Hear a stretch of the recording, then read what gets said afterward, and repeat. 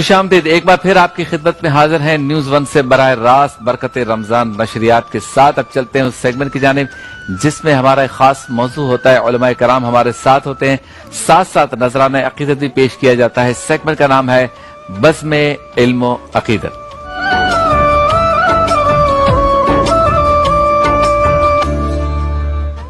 بزم علم و عقیدت میں آج چونکہ 21 رمضان المبارک ہے تو شہادت مولا کائنات کا تذکرہ ہوگا، سیرت علی کا تذکرہ ہوگا، اور موجود ہے ہمارے ساتھ آپ کے ہمارے ہم سب کے محترم و مکرم حضرت علامہ سید مظفر شاہ قادری صاحب۔ السلام علیکم شاہ صاحب۔ اور ان کے ساتھ موجود ہے ہمارے بہت ہی محترم اور آپ کے درس تراویح کے مقرر جناب علامہ نثار اجاگر صاحب، آپ کو بھی السلام علیکم۔ وعلیکم السلام ورحمۃ اللہ۔ اور ان کے ساتھ موجود ہے نوجوان شناخوا جناب محمد احمد رضا قادری صاحب، آپ کو بھی السلام علیکم۔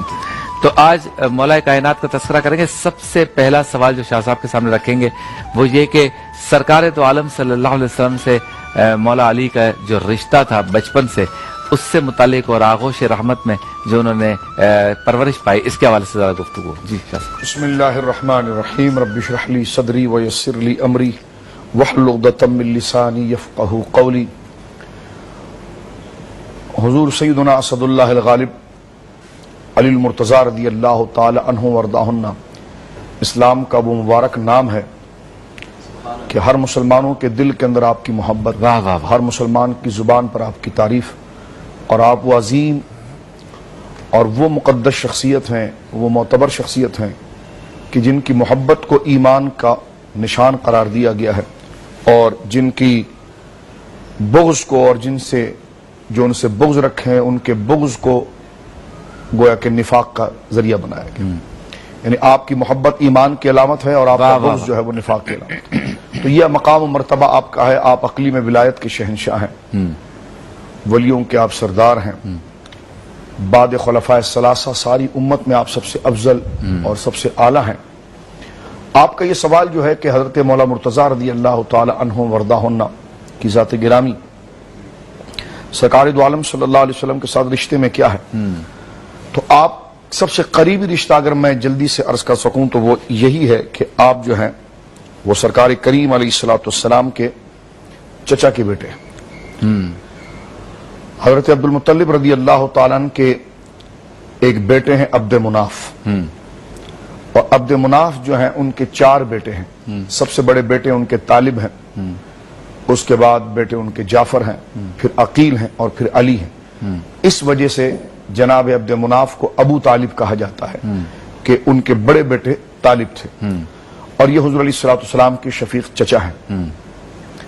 سرکار علیہ السلام اپنے دادا جان کے وصال کے بعد 6 سال کی عمر میں آپ کی امی جان کا انتقال ہوا، اور پھر 8 سال کے جب حضور ہوئے تو سرکار علیہ السلام کے جد امجد حضرت سیدنا عبد المطلب رضی اللہ تعالی عنہ کا وصال ہوا، اور پھر آپ جن کی کفالت کے اندر گئے وہ جناب ابو طالب ہیں۔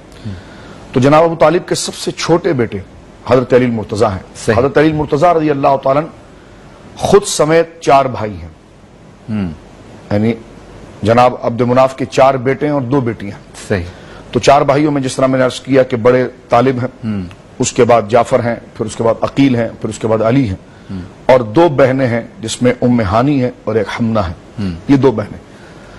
تو سرکار دو عالم صلی اللہ علیہ وسلم کے چچا کے بیٹے ہونے کے ساتھ ساتھ سرکار دو عالم صلی اللہ علیہ وسلم کا زیادہ لگاؤ آپ کے اس لیے تھا کہ حضور نے اپنے بچپنے کے مرحلے ان کے گھر میں گزارے۔ صحیح۔ حضرت علی المرتضی رضی اللہ تعالیٰ کی امی جان بہت عظیم خاتون تھی، اور یہ واحد سب سے پہلی ہاشمیہ خاتون ہیں جنہوں نے حضور علیہ السلام کے دست مراد پر اسلام کو قبول کیا۔ سیدتنا فاطمہ بن اسد، سیدہ فاطمہ بنت اسد جو ہیں یہ وہ عظیم ہستی ہیں کہ جنہوں نے حضور علیہ السلام کو بچپن میں اپنی اولاد کی طرح رکھا، تو حضور علیہ السلام کو پیار انہوں نے ماں کی طرح دیا۔ اب جب حضور کی عمر شریف 32 سال کے قریب ہوئی ہے، یعنی آپ اندازہ لگا لیں کہ اس طرح کے سرکار علیہ السلام کا نکاح مبارک جو ہے وہ سیدہ خدیجہ سے ہو بھی گیا، اور 32 سال جب حضور کی عمر ہو رہی ہے اس وقت حضرت علی المرتضی رضی اللہ تعالیٰ پیدا ہو رہے ہیں۔ صحیح۔ تو یہ اتنا عرصہ لاڑ کا، محبت کا، شفقت کا سرکار پر جو علی المرتضی رضی اللہ تعالیٰ کے والد اور والدہ نے کیا ہے، تو وہ ایک اضافی محبت جو دل میں تھی۔ تو اس حوالے سے ہمارے بعض علماء نے یہ بھی لکھا ہے کہ حضرت علی المرتضیٰ رضی اللہ تعالیٰ عنہ کیونکہ سب سے چھوٹے تھے تو ان کی ولادت ہوئی تو ایک خوشی کا مرحلہ بھی گھر کے اندر تھا کہ بیٹے کی ولادت ہوئی اور یہ بیٹا جو آخری بیٹا یہ آخری جو اولاد ہے یہ بھی بیٹا ہی ہے. تو یہ بھی علماء نے لکھا ہے کہ سرکار علیہ السلام نے پیدائش کے وقت حضرت علی المرتضیٰ رضی اللہ تعالیٰ عنہ کو اپنے مبارک ہاتھوں سے غسل دیا تھا. اچھا ہاں جیسے بچے کی ولادت پر غسل دیا جاتا ہے غسل دیا تھا اور اپنے لعاب دہن سے سرکار علیہ السلام نے اس وقت گھٹی دی تھی. اچھا ہاں اور آپ کی پیشانی کے درمیان بوسہ لیا تھا. اور حضرت علی المرتضیٰ کی شان جلالت اور عظمت یہ ہے کہ آپ نے جب اپنی آنکھیں کھولی ہے تو سرکار علیہ السلام کا چہرہ دیکھا. واہ واہ واہ. تو یہ وہ قرب حضرت مولا مرتضیٰ رضی اللہ تعالیٰ عنہ کو جو سرکار دو عالم صلی اللہ علیہ وسلم کی آغوش میں ملا. پھر کچھ زمانے کے بعد آپ دیکھتے ہیں کہ جب مکہ مکرمہ کے اندر شدید ترین قحط پڑ گیا تھا اور بارشیں نہیں ہو رہی تھی تو اس وقت سرکار دو عالم صلی اللہ علیہ وسلم نے اپنے چچا جو دوسرے چچا ہیں حضرت عباس ابن عبد المطلب، وہ کربلا والے عباس نہیں، وہ تو حضرت علی کے بیٹے ہیں. یہ حضرت علی رضی اللہ تعالیٰ کی بھی چچا ہیں اور حضور علیہ السلام کے بھی چچا ہیں حضرت عباس ابن عبد المطلب رضی اللہ تعالیٰ جن کو سرکار اپنا والد کہا کرتے تھے. واہ واہ. اور سرکار نے فرمایا بندے کا چچا اس کے والد کی طرح ہوتا ہے اور بندے کی خالہ اس کی ماں کا درجہ رکھتی ہے. اور تو ان کو حضور نے کہا کہ چچا جان ایسا کیوں نہ کریں کہ ہمارے چچا ابو طالب جو ہیں وہ کثیر العیال ہیں، ان کے بچے ہیں اور کاروبار اتنا وسیع نہیں ہے، تو کیوں نہ ہو ہم ان کی اولادوں میں سے کچھ کو اپنے پاس رکھ لیں تاکہ ہم ان کی کفالت کریں. تو سرکار دو عالم صلی اللہ علیہ وسلم کے کہنے پر حضرت عباس نے ایک بچے کو اپنے ضمن میں لیا. اس میں دو رائے ہیں، بعض علماء نے کہا کہ عقیل کو لیا، بعض نے کہا جعفر کو لیا، لیکن زیادہ یہ کہ جعفر کو آپ نے کہ اپنی کفالت میں لیا اور سرکار دو عالم صلی اللہ علیہ وسلم نے حضرت مولا مرتضیٰ کو اپنی کفالت میں لیا. تو گویا کہ پیدائش سے لے کر گود میں لینے سے لے کر یہ خاص نسبت سرکار علیہ السلام کی ساتھ حضرت علی المرتضیٰ کی تھی.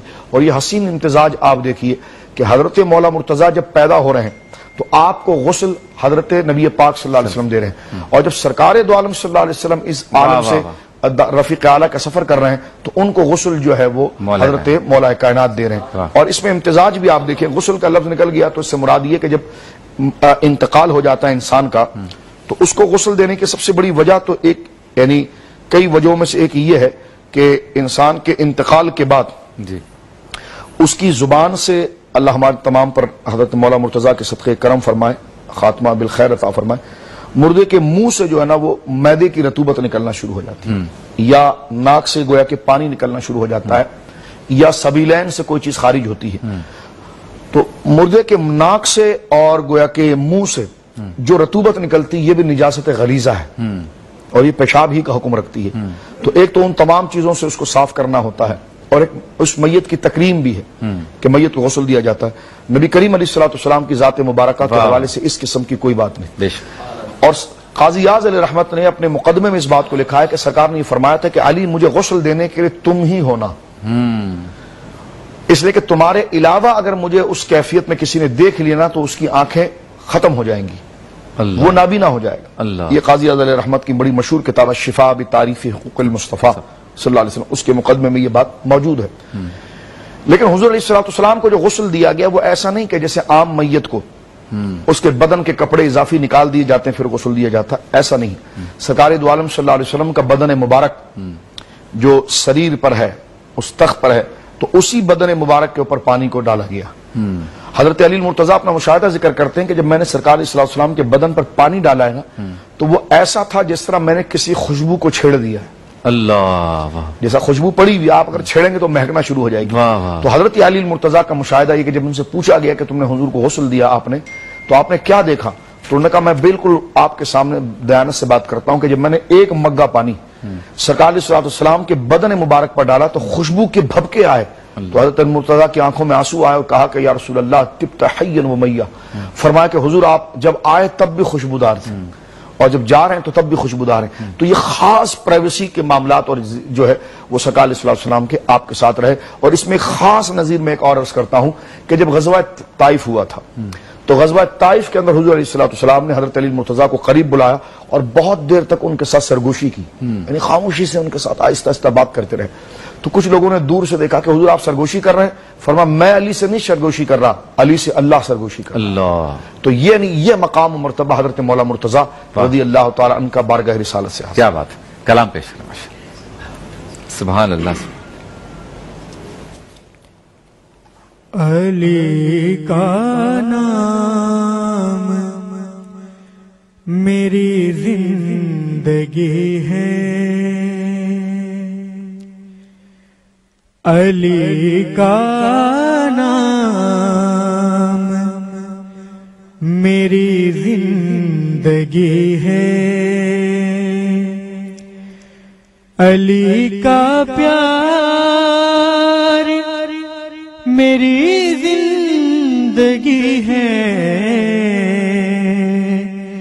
علی کا نام میری زندگی ہے، اسے کعبہ کہوں یا جان کعبہ، اسے کعبہ کہوں یا جان کعبہ، ولادت جس کی کعبہ میں ہوئی ہے، ولادت جس کی کعبہ میں ہوئی ہے، علی کا پیار میری زندگی ہے، علی کا نام میری زندگی ہے، گواہی دے رہا ہے راز خیبر، گواہی دے رہا ہے راز خیبر، جہاں والوں علی آخر علی ہے، جہاں والوں علی آخر علی ہے،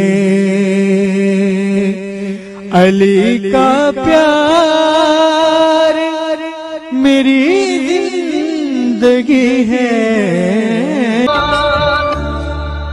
خوش آمدید، ایک بار پھر آپ کی خدمت پہ حاضر ہیں برکت رمضان نشریات کے ساتھ، جو آپ نیوز ون سے دیکھ رہے ہیں براہ راست۔ بزم علم و عقیدت میں ہم موجود ہیں اور سیرت مولا کائنات پر گفتگو ہو رہی ہے، ساتھ ساتھ کلام بھی سن رہے ہیں۔ اچھا حضرت، یہ بتائیے کہ مولا کائنات کی شہادت کا یوم ہم آج منا رہے ہیں، اس کے واقعات تاریخ میں، یہ جو پورا واقعہ تاریخ میں کس طرح سے درج ہے؟ کس جگہ ضرب لگی، کس تاریخ کو لگی، کس نے کس طرح سے حملہ کیا، پھر امام حسن و حسین کوفے کی جامع مسجد میں آئے، نماز کا وقت تھا، اس کی ذرا جو ہے وہ اس کا ذکر ہو جائے، ہم سحری میں نہیں کر سکے تھے۔ جی دیکھیے کہ جو حضرت مولا مرتضی رضی اللہ تعالی عنہ کے اسباب شہادت ہیں، اسباب شہادت سے مراد یہ ہے یہاں پر کہ جو اب تک جنگیں ہو چکی ہیں حضرت سیدنا عثمان غنی رضی اللہ تعالی عنہ کے قصاص پر، کیونکہ کچھ لوگ وہ ہیں جو حضرت عثمان غنی رضی اللہ تعالی عنہ کے قصاص کا مطالبہ کرتے ہیں، اور حضرت مولا مرتضی رضی اللہ تعالی عنہ یہ کہتے ہیں کہ جب حالات کچھ بہتر ہو جائیں گے تو پھر ہم قصاص عثمان کے لیے جو عثمان غنی کے قاتل ہیں ان کو ہم گرفتار کریں گے۔ لیکن دوسری جانب سے ان کے رشتہ دار ہونے کی وجہ سے انہوں نے یہ اجتہاد کرتے ہوئے ایک اقدام کر دیا، اور وہ صفین کی صورت میں جنگ کی صورتحال کھڑی ہو گئی۔ تو وہ جو جنگ کی صورتحال صفین میں ہوئی، تو دو جنگیں مولا مرتضی کی بہت بڑی جنگیں، ایک تو جنگ نہروان ہے۔ جنگ نہروان وہ خوارج کے خلاف جنگ تھی، ابھی میں اس کا عرض کرتا ہوں۔ ٹھیک ہے۔ تو جنگ صفین جب ہوئی ہے تو صفین کے اندر مولا مرتضی کیونکہ بہت بے نفس شخص تھے، یعنی بے نفسی کی انتہا آپ پر، اللہ انکساری کی انتہا ہے، اور خلق خدا کے بہت غمخوار تھے آپ۔ اور جس طرح ہم نے پہلے بھی ذکر کیا حضرت ابراہیم علیہ السلام کے لئے کہ اِنَّا ابراہیم لَحَلِیمٌ اوّاہ منیب، تو یقیناً یہ حضرت ابراہیم کی اولاد ہے، تو ان میں غمخواری بھی پھر اس درجے سے نظر آتی ہے۔ کیا بات، یعنی ہر چیز ہونے کے باوجود جس طرح امام حسن نے گویا کہ خلافت دے کر اس معاملے کو صلح کرنا چاہا، تو گویا کہ بے نفسی آپ کی ایسی ہے۔ پھر اس حالات میں آپ نے کہا کہ ٹھیک ہے کہ دونوں کے طرف سے حکم آ جاتے ہیں، دونوں کی طرف سے حکم آ جاتے ہیں، اور حکم آنے کی وجہ سے یعنی دونوں اپنا ایک ایک بندہ دے دیں اور وہ بیچ میں بیٹھ کر ہم اس مسئلے کا تسویہ کریں. صحیح. تو جب وہ مسئلے کا تسویہ ہو جائے اور جنگ ختم ہو جائے اور یہ باقاعدہ دیکھ لیا جائے کہ قتال عثمان کے بارے میں اس کی حتمی شکل کیا کرنی چاہیے، تو حضرت مولا مرتضیٰ کی طرف سے جب حکم گئے اور وہاں سے حکم آئے تو ان درمیان میں وہ لوگ جو عثمان غنی کے قاتل تھے اور وہ دونوں لشکروں میں مشترک تھے. اچھا. انہوں نے کہا اگر ان دونوں کی صلح ہو گئی تو ہم خود بخود ایکسپوز ہو جائیں گے اور ہمیں ٹنگا دیا جائے گا. تو انہوں نے پھر قرآن کی غلط تشریح کرتے ہوئے حضرت علی کے مقابلے میں قرآن اٹھایا، یعنی وہ علی جو خود بولتا قرآن ہے، واہ واہ واہ، قرآن کا سب سے بڑا عالم ہے، مفسر، قرآن کے سب سے بڑے مفسر ہیں، سب سے بڑے دانا ہیں.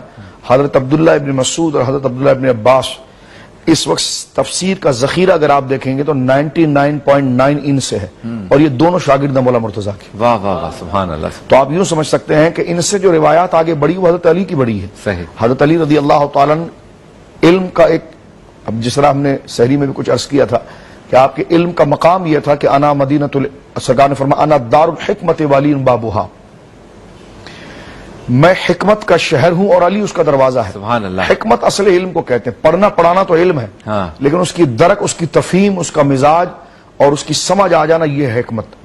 تو سرکار دو عالم نے یہ بھی ارشاد فرمایا کہ انا مدینۃ العلم والی بابوہا، اور اس سے زیادہ قوی روایت یہ ہے انا دار الحکمت والی بابوہا، واہ واہ واہ، کہ میں حکمت کا شہر ہوں اور علی اس کا دروازہ ہے. تو حکمت دانائی کو کہتے ہیں. تو کس بات کی دانائی؟ کس بات کی دانائی؟ قرآن کی دانائی، رسول کی سنت کی دانائی، اللہ کی معرفت کی دانائی، سرکار دو عالم صلی اللہ علیہ وسلم کی اطاعت کی دانائی، دین کی دانائی. تو ان سے بڑا عالم کون ہو سکتا تھا؟ تو ان کے سامنے اب یہ کس طریقے سے مسئلے کو پراگندہ کریں. تو ہمیشہ کبھی کبھار یوں ہوتا ہے کہ لوگ اپنی طرف سے قرآن کی غلط کمنٹری اور انٹرپریٹیشن کرتے ہیں. اس کا یوں سمجھ لیجئے کہ اس کی ابتدا حضرت علی کے دشمنوں نے کی تھی. اب جب انہوں نے دیکھا کہ یہ دونوں کی صلح ہو جائے گی تو ہم ایکسپوز ہو جائیں گے، تو انہوں نے قرآن پڑھنا شروع کر دیا. علی تمہیں کس نے اختیار دیا حکم بناؤ؟ یعنی آپ جو یہ پنچ بنا کر بھیج رہے ہیں حکم بناؤ، تو حکم آپ کیسے بنا سکتے ہیں؟ حکم بنانا تو جائز نہیں. اور علی معاذ اللہ تم نے قرآن کی آیتوں کا انکار کیا، اور انتہا پر جا کر انہوں نے معاذ اللہ، یعنی وہ لفظ میں زبان پر نہیں لانا چاہتا جو حضرت مولا مرتضیٰ کے لیے انہوں نے گویا کہ ذکر کیا کہ تم یہ ہو گئے، یہ ہو گئے، یہ ہو گئے، اب تمہارا اسلام سے کوئی تعلق نہیں، معاذ اللہ، علیہ باللہ. جو علی خود اسلام کل ہیں، یعنی یہ انتہا پسندی سامنے سے کھڑی ہوئی. اور انہوں نے کہا کہ ان الحکم الا للہ، اللہ کے سوا کوئی حاکم نہیں. دلیل پڑھ دی. حضرت علی نے فرمایا لڑائی کرنی ہے یا اس مسئلے کو سمجھنا ہے؟ انہوں نے کہا جی مناظرہ کرنا ہے، آپ یہ مسئلہ سمجھا. تو حضرت علی نے اپنے شاگرد عبداللہ ابن عباس سے کہا ان سے مناظرہ کرو. کس بات پر کہ حکم کون ہے؟ اب جب مناظرہ شروع ہوا تو حضرت ابن عباس جیسا اور تلمیذ رسول اللہ بھی اور تلمیذ علی المرتضیٰ بھی، خوارج کہاں ٹک سکتے تھے سامنے.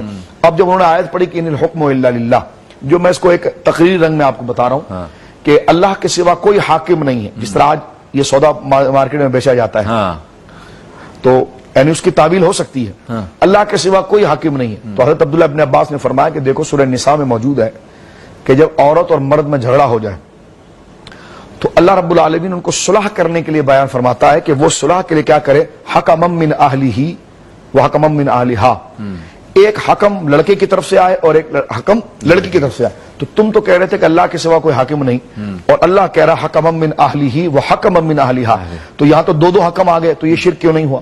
اور سب سے آسان مثال والتین والزیتون، جو سورۃ 3 اس کے آخر میں دیکھیں کہ الیس اللہ باحکم الحاکمین، کہ اللہ رب العالمین سارے حاکموں کا احکم نہیں. تو ابن عباس نے فرمایا کہ اللہ کے سوا کوئی حاکم ہے ہی نہیں.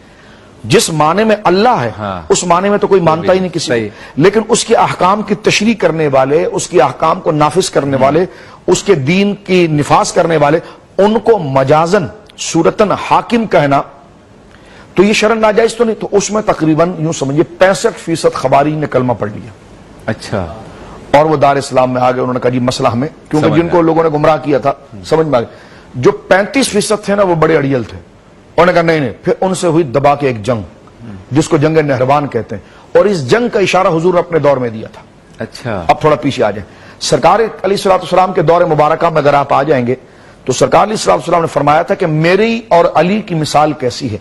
فرمایا میں نے نزول قرآن پر جہاد کیا ہے، علی تعویل قرآن پر جہاد کرے. یہ حضور اپنے دور میں فرمایا. اچھا کیا معنی ہوا شبیر بھائی نزول قرآن اور تعویل قرآن؟ جس وقت قرآن نازل ہو رہا تھا حضور نے اس کو بچانے کے لیے جہاد کیا. صحیح. اور تعویل کا معنی ہے اس کی تفسیر، اس کی صحیح انٹرپریٹیشن، اس کا صحیح ٹرانسلیٹ، اس کی صحیح تفسیر و تعویل. تو حضور نے فرمایا میں نے الفاظ اور معنی کو بچایا ہے، علی اس کے مفہوم کو بچائے گا جو اس نے میرے سینے سے لیا ہے. تو اب آپ دیکھیں نا سامنے وہ قرآن اٹھا کر جو آیت پڑھ رہے تھے، تو آیت تو قرآن کی پڑھ رہے تھے لیکن مفہوم بگاڑ رہے تھے. تو یہی حضرت مولا مرتضیٰ نے کیا کہ آیت جو تم پڑھ رہے ہو آیت تو ٹھیک پڑھ رہے ہو. اور اس وقت حضرت علی کا یہ جملہ بہت مشہور ہوا اور آج تک تاریخ کے اندر لکھا جاتا ہے. اور جب بھی کوئی قرآن کی تفسیر من مانی کرے، زور میں کرے، کینیڈا میں بیٹھ کر کرے، امریکہ میں بیٹھ کر کرے، اکیلا بیٹھ کر پڑھے، اور لوگ کہیں کہ جناب نہ تو اس کی داڑھی ہے، نہ تو سر پہ ٹوپی ہے، بال بھی سفید ہے، معاملات بھی ہے، تو لہذا اس کو لے لو. تو جب بھی اس قسم کے محرف قرآن جو قرآن میں دھاندلی کرتے ہیں تو حضرت علی کا وہ قول یاد آتا ہے کہ کلمۃ حق ارید بہ الباطل، کہ کلمہ تو سچ ہے لیکن ترجمہ غلط کر رہا ہے. کہ کلمۃ حق، کلمہ تو حق ہے قرآن ہے، ارید بہ الباطل، اس سے جو مراد لے رہا ہے وہ باطل ہے. تو اب جب تو سرکار نے فرمایا تھا ایک دفعہ حضور نے یہ فرمایا کہ علی تم ان خوارج سے، خوارج مارا اسلام سے باہر نکل گئے. جب حضرت علی پر اتنے انتہائی اور قرآن پر ظلم کیا انہوں نے کہ اس کی منمانی تفسیر کی، قرآن کچھ کہہ رہا ہے، اجماع امت کو چھوڑ کر اس کے صحیح معنی کو چھوڑ کر اپنی طرف سے رائے اس کو استعمال کر کے گردن کیسے کاٹیں گے؟ پڑھنا تو پڑے گا قرآن ان کو کچھ نہ کچھ جواز کے لیے. تو اب وہ اس طرف نکل آئے تو سرکار نے فرمایا تھا کہ علی تم ان سے جہاد کرو گے اور تمہارا یہ جہاد جو ہے نا یہ مثل قوم سمود کے ساتھ لڑائی ہوگا. اچھا، اتنی بڑی فضیلت اس کی ہوگی. اور اس کی مثال یہ ہے کہ اس جن لشکر کے ساتھ تم لڑو گے نا اس لشکر میں ایک آدمی ایسا ہوگا جس کی 5 انگلیاں گوشت کا لوتھڑا ہوگی. اچھا، یعنی پنجہ اس کا ہوگا لیکن انگلیاں اس کی نہیں ہوگی، جیسے آٹے کا گولا ہوتا ہے نا اس طرح وہ گوشت کا لوتھڑا ہوگی. اب جب اس مناظرے کے بعد جو ابھی آ جائیے اس طرف، اس مناظرے کے بعد جو 35% کے لوگ تھے وہ لڑنے کے لیے تلوار انہوں نے نکالی نا، تو حضرت علی نے پھر ان کے ساتھ قتال کیا. اور قتال اس لیے کیوں کیا؟ کیونکہ وہ باغی تھے. صحیح. ریاست پاکستان کا اگر کوئی باغی ہوگا تو اس کو لڈو کھلائیں گے یا پھانسی دیں گے؟ پھانسی دیں گے. تاکہ اس باغی کو پھانسی دے کر ساری قوم کو آپ بچائیں گے. تو حضرت مولا مرتضیٰ نے ان مفسدین باغیوں کے خلاف تلوار اٹھائی جو قرآن کا حکم ہے سورہ توبہ میں.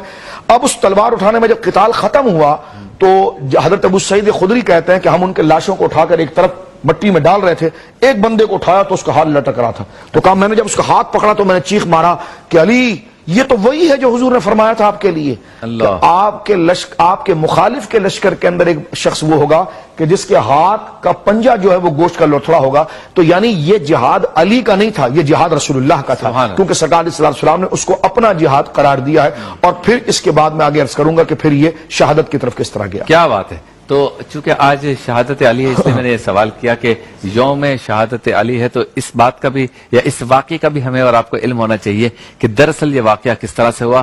تو اب وقفے کے بعد جب لوٹیں گے تو شاہ صاحب یہیں سے گفتگو دوبارہ شروع کریں گے. آپ سے ملاقات ہوتی ہے مختصر سے بریک کے بعد.